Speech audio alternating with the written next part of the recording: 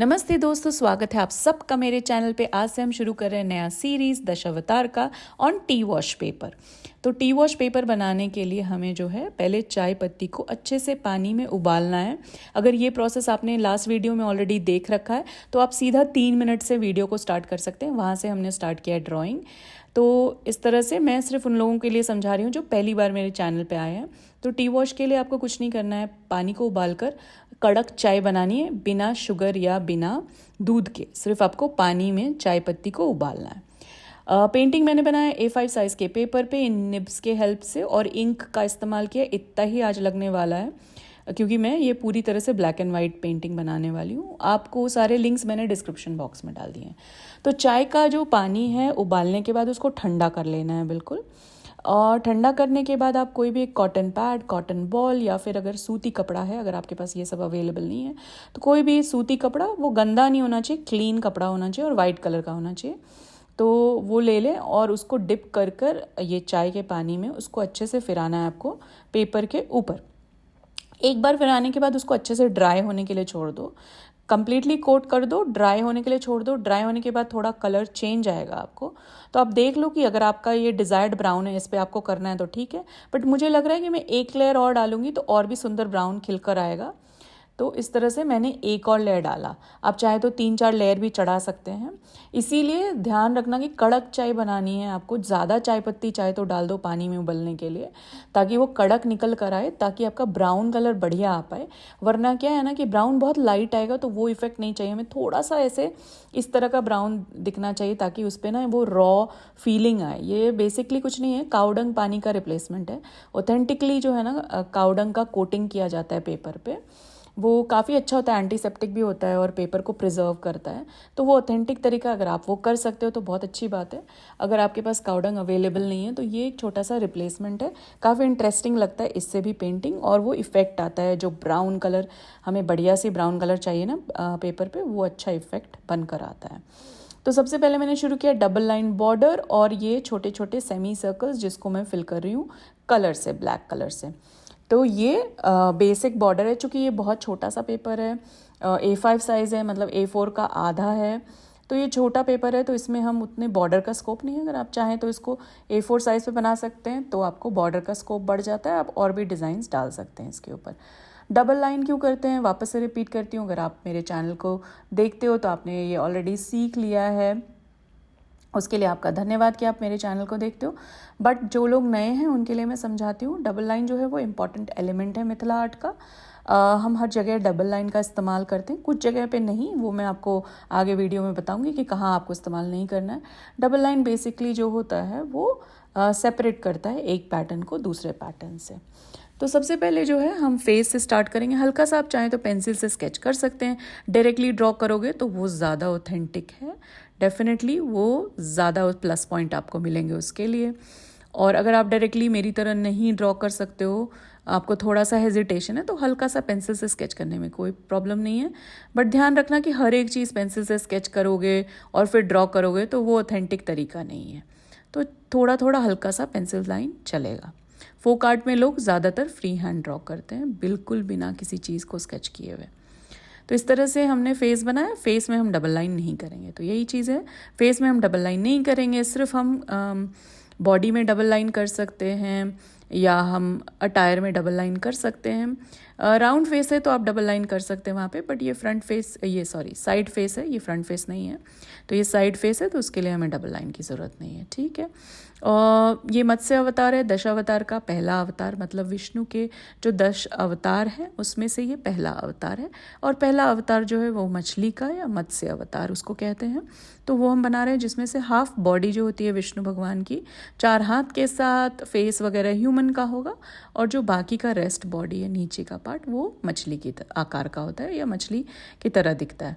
तो इसीलिए ये इंटरेस्टिंग अवतार है, सबसे पहला अवतार है।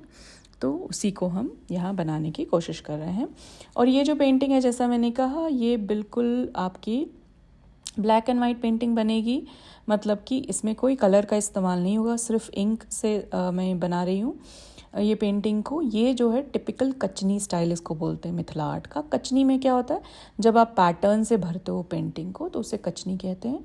और दूसरा जो स्टाइल होता है वो मिथिला आर्ट का, वो होता है भरनी स्टाइल, जिसमें हम कलर्स से भरते हैं या जो भी हम डिज़ाइन बनाते हैं उसमें हम कुछ कलर भरते हैं या फिर पैटर्न नहीं भर के रंगों का इस्तेमाल करते हैं। ठीक है, तो वो हो जाता है भरनी। तो यहाँ पे हम भरनी नहीं कर रहे हैं, हम सिर्फ कचनी करेंगे, पैटर्न से भरेंगे पूरी तरह से पेंटिंग को। तो इस तरह से हमारा स्केच आगे की तरफ बढ़ रहा है। अभी देखो, जैसे मैंने कहा ना, हाफ ह्यूमन और हाफ फिश, तो फिश तो हमने पार्ट कंप्लीट किया। अब यहाँ पे हम एक चादर भी देंगे दोनों तरफ से, चूँकि ये भगवान की पेंटिंग है तो उनको हम दोनों तरफ से चादर भी देंगे। जैसे ना भगवान का अटायर होता है हिंदुज़म में, जिसमें उनके शरीर में दोनों तरफ से चादर लटकती होती है। अब कई बार अगर पैर, जैसे हम थर्ड अवतार में जब पहुंचेंगे तो हम पैरों में धोती भी पहनाएंगे, तो वो इंटरेस्टिंग है। ये पूरा सीरीज़ बहुत इंटरेस्टिंग होने वाला है।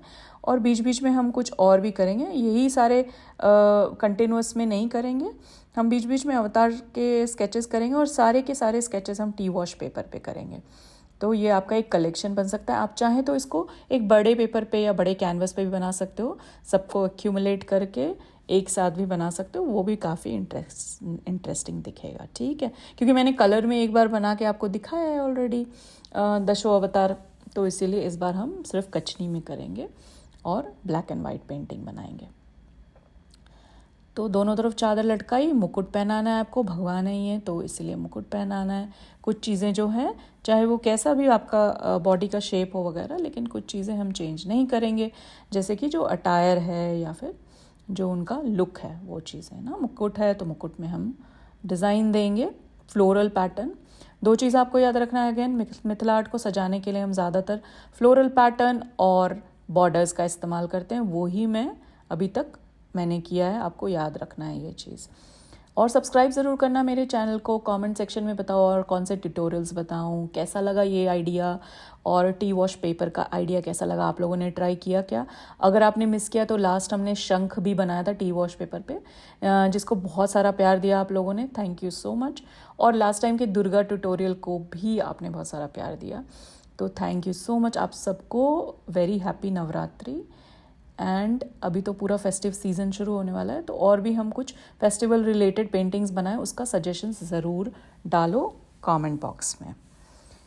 तो चादर में जो है अगेन यहाँ पर भी हम कुछ बॉर्डर्स डालेंगे, जैसे फ़िश के भी ऊपर टॉप में बॉर्डर्स डाले, वैसे ही चादर के भी बॉटम पार्ट में बॉर्डर डालेंगे। जैसे कोई भी आप चादर देखो या कोई भी इस तरह से अटायर जो होता है ना, उसमें नीचे जो आंचल का हिस्सा होता है या नीचे जो काइंड ऑफ कोई भी अटायर होता है, कुछ भी अगर दुपट्टा हो या साड़ी हो तो उसमें नीचे बॉर्डर्स होते हैं ना, तो वही चीज़ को रेप्लिकेट किया गया है आर्ट के फॉर्म में भी। ठीक है, तो वही चीज़ हम यहाँ भी फॉलो कर रहे हैं, सिर्फ बॉर्डर डिज़ाइंस चेंज कर देने हैं आपको और कुछ नहीं।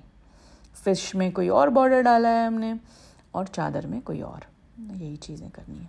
हाथ पे ध्यान देना, ये हैंड्स रिपीट होंगे अभी 4 अवतार के लिए। 5th अवतार में चेंज हो जाते हैं क्योंकि वो ह्यूमन फॉर्म है भगवान का, तो उसमें सिर्फ 2 हाथ होते हैं और उसमें ऐसे हम चक्र, शंख, कमल और गदा नहीं दिखाते।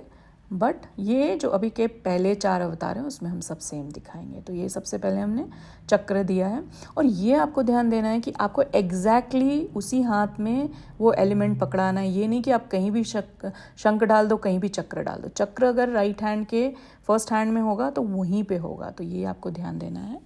ठीक है, तो ये सारी चीज़ों में आप गलती नहीं कर सकते हो जब भी आप स्पेशली माइथोलॉजी से इंस्पायर्ड होते हो या माइथोलॉजिकल कैरेक्टर से इंस्पायर्ड होते हो।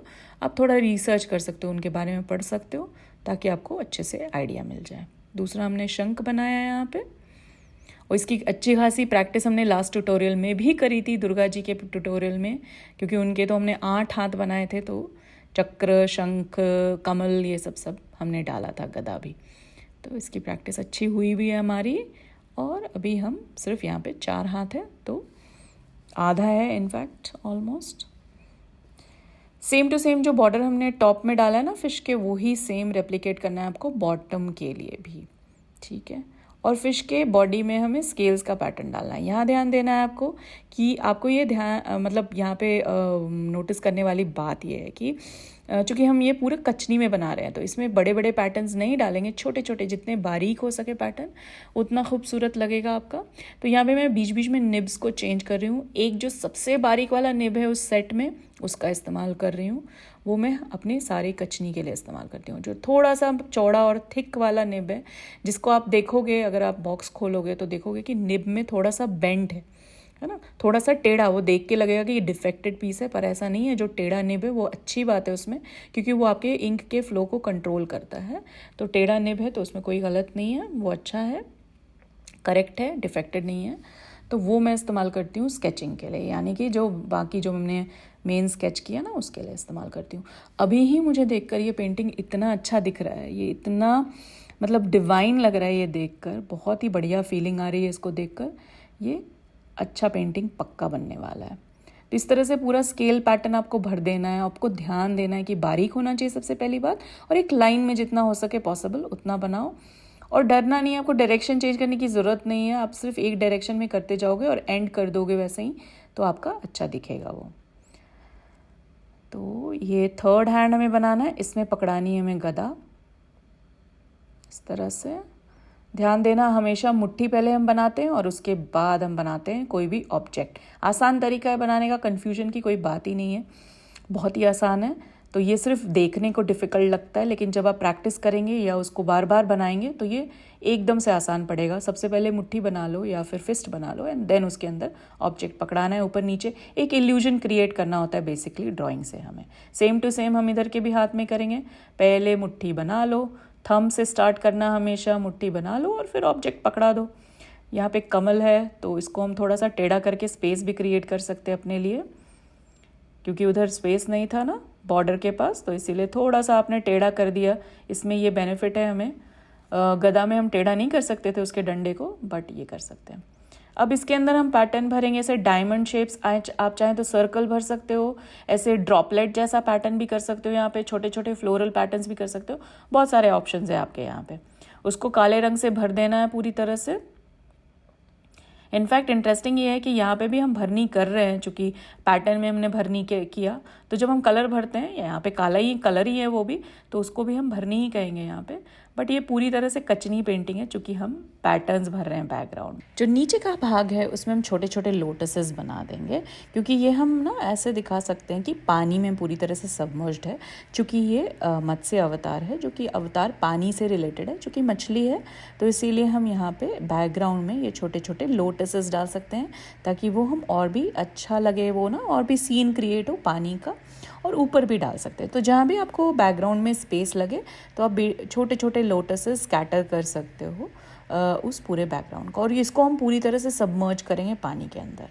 मोस्ट इम्पॉर्टेंट पार्ट है ये ऑरा, जो आप भूलना मत, क्योंकि लोटस डालने के पहले आपको ये स्टेप एक्चुअली करना है। तो ये ऑरा नहीं भूलना है हमें, या फिर ये हैलो जो होता है। तो इस तरह से हम उसको थोड़ा और हाईलाइट करने के लिए ये सेमी सर्कुलर पैटर्न चारों तरफ डाल रहे हैं, और वापस से उसको डबल लाइन कर रहे हैं उसी तरह से ना। उसके ऊपर से चूँकि सेमी सर्कल है तो सेमी सर्कल के शेप में भी डबल लाइन भी वैसे सेमी सर्कल के शेप में आना चाहिए। तो वही डबल लाइंस जो है वो पैटर्न्स को सेपरेट करता है, यही आपको ध्यान में रखना है। उसका अगर आपको ट्रेडिशनल मीनिंग समझना है तो वो जो है शिव और शक्ति की लाइन होती है, और इसलिए मिथिला आर्ट में यूज़ किया जाता है। चूँकि शिव और शक्ति इस पूरे यूनिवर्स के दो पैरेलल्स जो हमेशा साथ चलते हैं, इसीलिए उसको यूज़ किया जा सकता है अगर इसको आपको ट्रेडिशनली समझना है। बट हालांकि हम प्रैक्टिकलिटी अगर देखें तो इसका वही काम है, सेपरेट करना एक पैटर्न को दूसरे पैटर्न से, या एक कलर को दूसरे कलर से। चूँकि मिथिला आर्ट जो है इतना इंट्रिकेट है, पूरी तरह से भरा जाता है उस पेंटिंग को। और इसका जो ओरिजिनल नाम है वो मिथिला आर्ट ही है, हम इसे मधुबनी पेंटिंग भी कहते हैं। ये मधुबनी पेंटिंग से ज़्यादा फेमस हो चुका है, बट ओरिजिनल नाम जो है वो मिथिला आर्ट या मिथिला कला, अगर हिंदी में उसको प्रॉपरली आप कहेंगे तो मिथिला कला के नाम से जाना जाता है। तो ये ऑरा में भी मैंने छोटे छोटे जो है ना स्ट्रेट लाइन पैटर्न, एकदम डैश जो होता है ना हाइफन, उसको आपको सीधे वर्टिकली प्लेस करना है। सेम टू सेम पैटर्न आपको रिपीट करना है इस चादर में भी, एकदम छोटे। जितने बारीक, जैसे मैंने कहा ना, जितना बारीक आपका डिज़ाइन होगा उतना ही सुंदर आपका पेंटिंग लगेगा। अगर आपकी कचनी पेंटिंग है, खासकर अगर आप ये पूरे पैटर्न से भर के बना रहे हो, तो उसमें जितना आपका बारीक पेंटिंग में आपका पैटर्न रहेगा उतना ही ज़्यादा सुंदर आपका पेंटिंग दिखेगा। तो इसको पूरी तरह से इस चादर में जो हमने बनाया ना भगवान के ऊपर, जो उनका जो अटायर है, उनका जो ड्रेस है, उसमें भी हम ये भर देंगे। और वो बीच में जो पैटर्न भरा है डायमंड शेप, उसका बैकग्राउंड है ये। हालांकि इसको आप इस तरह से कर सकते हैं। तो बाकी दूसरे साइड भी आपको सेम टू सेम रखना है। सारी चीज़ें दोनों साइड चादर की बराबर आएंगी।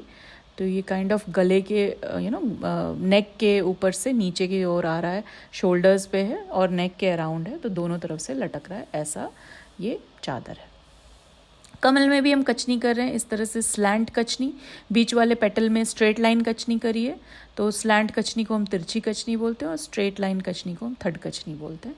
तो ये दो तरह की मेन कचनी है जो लाइन वाली होती है, फाइन लाइन। ये हैचिंग टेक्निक से पूरी तरह से पेंटिंग को भरा जाता है, जिसे हम कचनी कहते हैं। तो जितने भी फाइन लाइंस आपको दिख रहे हैं उसे सबको हम कचनी कहते हैं। बचा अभी सब कुछ ऑलमोस्ट भर चुका है, बचा है सिर्फ बैकग्राउंड। बैकग्राउंड में हम ये इस तरह से वेवी लाइंस छोटे छोटे बनाएंगे कुछ गैप्स पे, और इसको पूरी तरह से भर देंगे। ये है हमारा पानी का पैटर्न, जिसको हम पूरी तरह से बैकग्राउंड में भर देंगे मत्स्य अवतार के लिए। तो ये बहुत ही प्यारा दिखेगा। ब्लैक में देखो कितना खूबसूरत लग रहा है, बहुत ज़्यादा, जैसे मैंने पहले भी कहा, डिवाइन लग रहा है ये पेंटिंग। बहुत प्यारा उभर कर आया। आप भी इसको कोशिश करना बनाने की। और जैसे मैंने कहा कि एक बार मेरे चैनल पे सारे कलर्स में मैं बता चुकी हूँ, तो इसलिए इस बार हम सिर्फ ब्लैक एंड वाइट करेंगे। आप चाहें तो वो जो इनिशियल टी वॉश वाला स्टेप है वो स्किप कर सकते हैं, बट टी वॉश से ना और ज़्यादा रॉ और खूबसूरत लगता है, एक ब्राउन कलर आ जाता है। इनफैक्ट ब्लैक एंड वाइट जो एकदम वाइट पेपर है उससे ज़्यादा खूबसूरत ये टी वॉश पे लगता है, क्योंकि मैंने ये वाइट पेपर पे भी ट्राई किया हुआ है कचनी वर्क। ट्रस्ट मी, ये ज़्यादा खूबसूरत लगता है। और ये एक नया स्टेप है जो आप सीख सकते हैं। कई बार क्या होता है, पेपर की अगर आपकी क्वालिटी अच्छी नहीं है तो टी वॉश से आपका जो है ना वो इफ़ेक्ट अच्छा नहीं आएगा, इंक के साथ आपके स्प्रेड होने लगेगा इंक। तो आपको टेंशन नहीं लेना है, आपने कोई गलती नहीं करी है, यहाँ आपके पेपर की गलती है। इसलिए कोशिश रखना कि पेपर जो है वो 300 to 400 GSM के बीच में होना चाहिए। पतला पेपर लेंगे तो ये इफेक्ट आपको नहीं मिलेगा, अच्छा इफेक्ट नहीं आ पाएगा।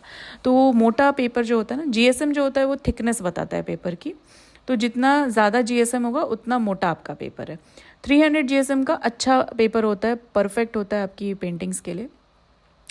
आप कोई भी वाटर कलर के लिए इस्तेमाल हुआ पेपर आप इस्तेमाल कर सकते हो। याद रखना कि कोल्ड प्रेस मत लेना। कोल्ड प्रेस में क्या होता है कि वो जो है ना थोड़ा सा रफ रहता है, उसका स्मूथ नहीं रहता है उतना। तो हॉट प्रेस से स्टार्ट करो अगर आप बिगिनर हो। कोल्ड प्रेस में एक और तकलीफ आएगी कि आपने अगर पेंसिल से कुछ स्केच किया है तो उसे इरेज करना बहुत मुश्किल होगा। तो ध्यान रखना कि आप हॉट प्रेस का ही इस्तेमाल करो इनिशियली जब आप बिगिनर हो। वैसे जो ऑथेंटिक ये पेंटिंग्स है वो हैंडमेड पेपर पे बनती है, तो अगर आप हैंडमेड पेपर पे कर सकते हो तो वो तो बेस्ट है, सबसे ज़्यादा ऑथेंटिक है, तो आप ट्राई कर सकते हो। एक और टिप दूंगी कि आप ना एक हल्दी का भी वॉश दे सकते हो। उससे भी एकदम से येलो कलर आएगा, बट वो भी बहुत प्यारा लगेगा। बट हल्दी आपको ध्यान देना है कि कच्ची हल्दी को अगर आप पानी में मिला के करोगे तो वो बेटर रहेगा। पाउडर करेंगे तो वो झड़ने का होता है ना, आप पाउडर में मिक्स करेंगे तो वो पक्का रंग नहीं आएगा और आपका ना पाउडर जैसा थोड़ा झड़ने लगेगा जब आप उसको सुखा दोगे तो वो एक तकलीफ आ सकती है। तो ये जो एकदम ट्राइड एंड टेस्टेड है, इससे एकदम ब्राउन कलर आएगा और बहुत ही प्यारा लगता है ये टी वॉश से हमारा पेपर। और देखो धीरे धीरे जब हम भरते जा रहे हैं डिज़ाइन कितना उभर के आ रहा है, सारी चीज़ें उभर के आ रही है। कमल का फूल उभर रहा है और वो जो पूरा जो मत्स्य अवतार है बहुत ही ज़्यादा उभर के आ रहा है। कमेंट सेक्शन में ज़रूर बताना और लाइक ज़रूर करना। आप मुझे सपोर्ट कर सकते हो एक छोटे से लाइक से इस वीडियो को, क्योंकि जैसे आप लाइक करेंगे तो वो यूट्यूब को सिग्नल मिलता है कि ये वीडियो अच्छा है, वो प्रमोट करती है मेरे लिए, और ज़्यादा व्यूज़ आएंगे और एक मोटिवेशन बना रहेगा। तो इसमें आपको कुछ भी नहीं करना है, एक छोटा सा लाइक बटन दबाना है। प्लीज़ लाइक करना और कमेंट करना ज़रूर मेरे वीडियो पे आपको कैसा लगा, और सब्सक्राइब करना तो बिल्कुल मत भूलना इस चैनल को। अगर आपको और भी ज़्यादा मिथिला आर्ट के बारे में जानना है और सीखना है, बहुत सारे ट्यूटोरियल्स आते रहते हैं इस चैनल पे, और भी मैं कोशिश करूँगी और रिसर्च करूँगी, बाकी सारे आर्ट फॉर्म्स को भी लाने की, इम्प्लीमेंट करने की कोशिश करूँगी। लास्ट में हम बनाएंगे आइज़। आइज़ हमेशा मिथिला आर्ट में लास्ट में बनाते हैं। इसके साथ हमारा पेंटिंग ख़त्म हो रहा है और लास्ट में भगवान की भी आइज़ बना के, तो इस तरह से दिखेगा आपका painting. Thank you so much. इस वीडियो को लाइक ज़रूर करना और thank you so much for watching. Bye.